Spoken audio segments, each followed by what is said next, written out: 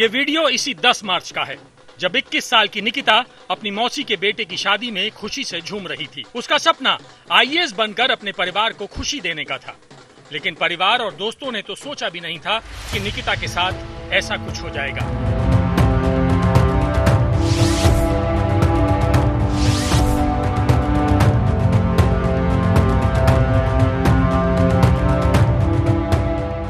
Sir बहुत अच्छी लड़की थी, आगे जाके आईपीएस ऑफिसर बनना चाहती थी, देश की सेवा करना चाहती थी और हमारे पूरे तीनों सेक्शन की टॉपर थी, हमारे कॉलेज की टॉपर थी, बहुत इंटेलिजेंट लड़की थी। अच्छा। Yes sir.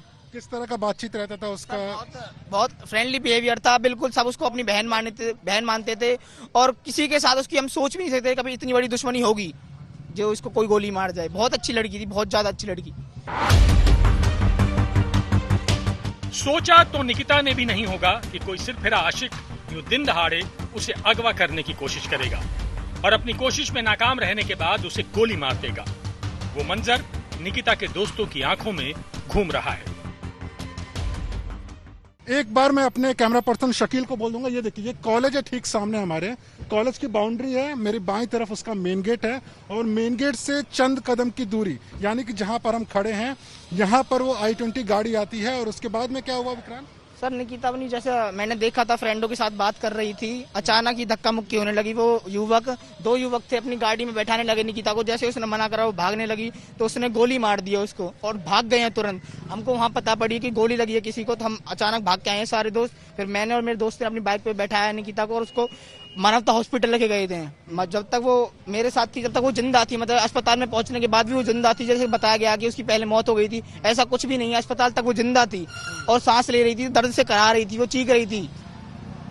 कुछ बोला रास्ते में? उसने बोलने की स्थिति में थी, वो खून बह रहा था, बोल नहीं पा रही थी दर्द की वजह से, क्योंकि शोल्डर पे उसके गोली लगी थी, इस वजह से घाव गहरा था।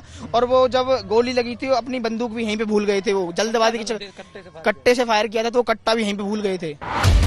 कॉलेज के ठीक बाहर जहां छात्र छात्राओं की भीड़ जुटी थी, दिन दहाड़े निकिता की हत्या कर दी गई और हत्यारे फरार होने में कामयाब भी हो गए। निकिता के कॉलेज के दोस्तों का गुस्सा निकिता की हत्या पर भी है और कॉलेज प्रशासन की लापरवाही के खिलाफ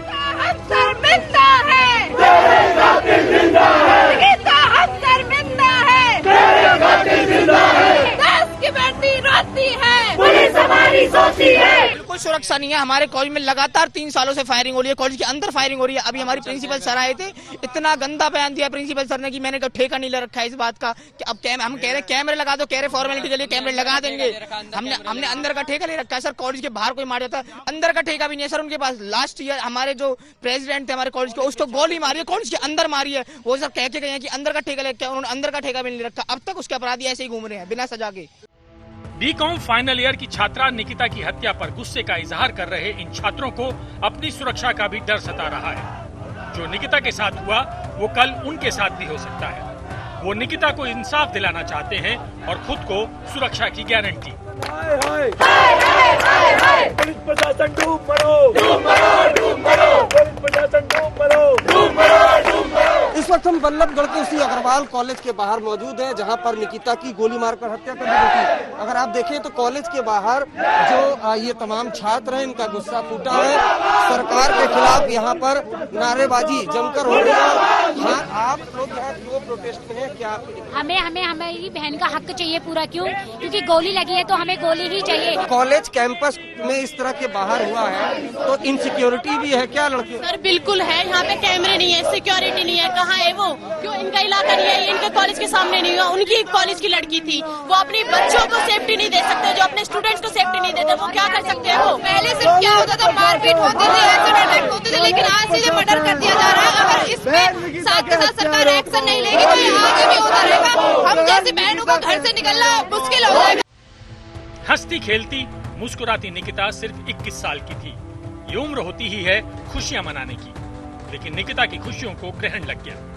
निकिता के खून का इल्जाम सिर्फ तौसीफ पर नहीं है, उस सिस्टम पर भी है जो बेटियों को सुरक्षा के दावे तो करता है लेकिन सुरक्षा नहीं कर पाता और लोग कुछ दिन प्रदर्शन करके भूल जाते हैं। मुनीश पांडे के साथ अरविंद ओझा, बल्लभगढ़, आज तक।